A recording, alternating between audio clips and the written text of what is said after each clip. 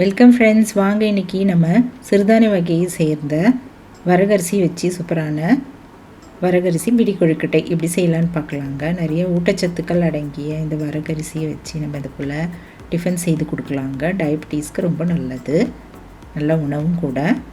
இது நைட் டின்னராக நம்ம செய்து கொடுக்கலாம். வாங்க இப்போ இது எப்படி செய்யலான்னு பார்க்கலாங்க. இப்போ ஒரு சின்ன கப் அளவு, ஒரு டம்ளர் அளவு வரகரிசி எடுத்து ஒரு பாத்திரத்தை போட்டு நல்லா தண்ணி ஊற்றி நல்லா 2 தடவை கழுவிக்கலாங்க.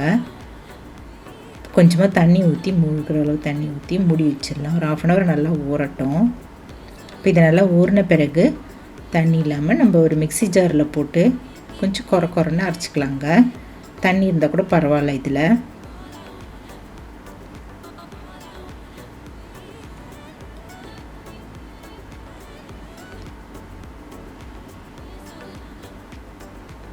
நல்லா இது போல் கொஞ்சம் குறைன்னு அரைச்சிட்டு எடுத்து வச்சுக்கலாம். ஒரு வெங்காயம், பச்சை மிளகாய், காஞ்ச மிளகாய், கருவேப்பிலை, இஞ்சி இதெல்லாம் பொடியாக அரைஞ்சி வச்சுக்கலாம். கொஞ்சமாக தேங்காயும் திருவி வச்சுக்கலாங்க.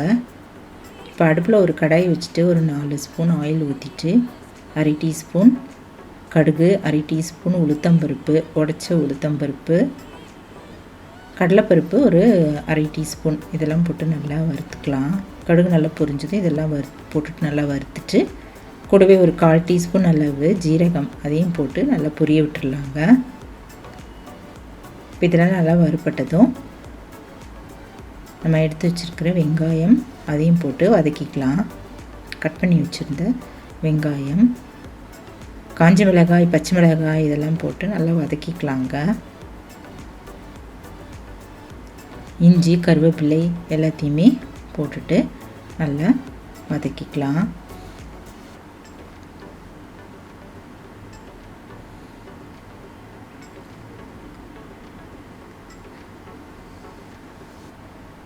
இப்போ இதெல்லாம் நல்லா வதங்கிருச்சு.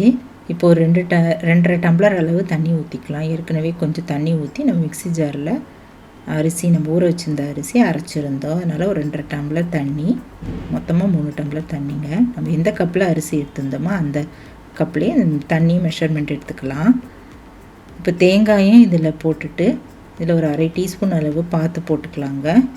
கல் உப்பு போட்டு நல்லா கலந்துடலாம். கலந்துட்டு மூடி வச்சிடலாங்க. இது நல்லா கொதி வரட்டும். கொதி வந்ததும் நம்ம அரைச்சி வச்சுருக்கிற இந்த வரகு அரிசியை இதில் ஊற்றிடலாங்க. இப்போ நல்லா கொதி வர ஆரம்பிச்சிருச்சு. இப்போ மிக்ஸி ஜாரில் அரைச்சி வச்சுருந்தது இதில் அப்படியே ஊற்றிடலாம். இது கட்டி படுன்றதால நம்ம சீக்கிரமாகவே இதை நல்லா கிளறிக்கலாம். கட்டி இல்லாமல் நம்ம நல்லா இது போல் தேய்ச்சி விட்டுட்டு நல்லா கலந்துக்கலாங்க. இது நல்லா கெட்டிப்படுற வரைக்கும் அடுப்பில் அப்படியே ஸ்டவ்லேயே இருக்கட்டும். ஒரு 10 நிமிஷம் மீடியம் ஃப்ளேமில் வச்சுட்டு நம்ம கலந்துகிட்டே இருக்கலாங்க. இது போல் நல்லா உருண்டு வந்த பிறகு ஸ்டவ் ஆஃப் பண்ணிவிட்டு இறக்கி வச்சிடலாம்.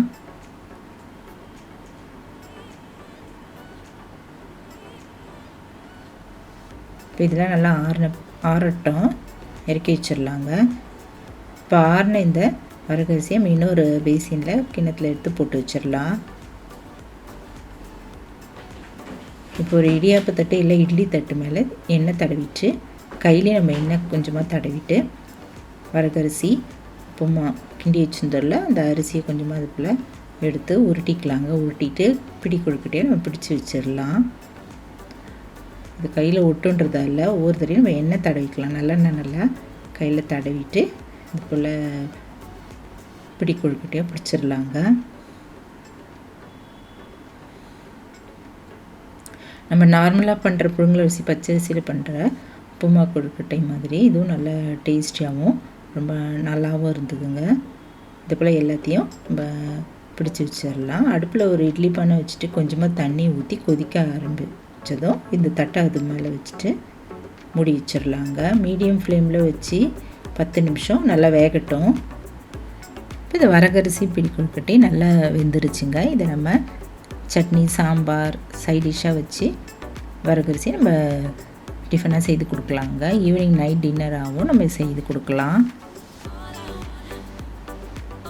நம்ம எப்போவுமே பண்ணுற புழுங்கலரிசி பச்சரிசி மாதிரி இது வரகரிசியும் ரொம்ப அருமையான டேஸ்ட்டாக இருந்தது. நீங்களும் இந்த டேஸ்ட்டான வரகரிசி பிடி கொழுக்கட்டை இந்த போல் ட்ரை பண்ணி பார்த்துட்டு எப்படி இருக்குன்னு சொல்லுங்கள்.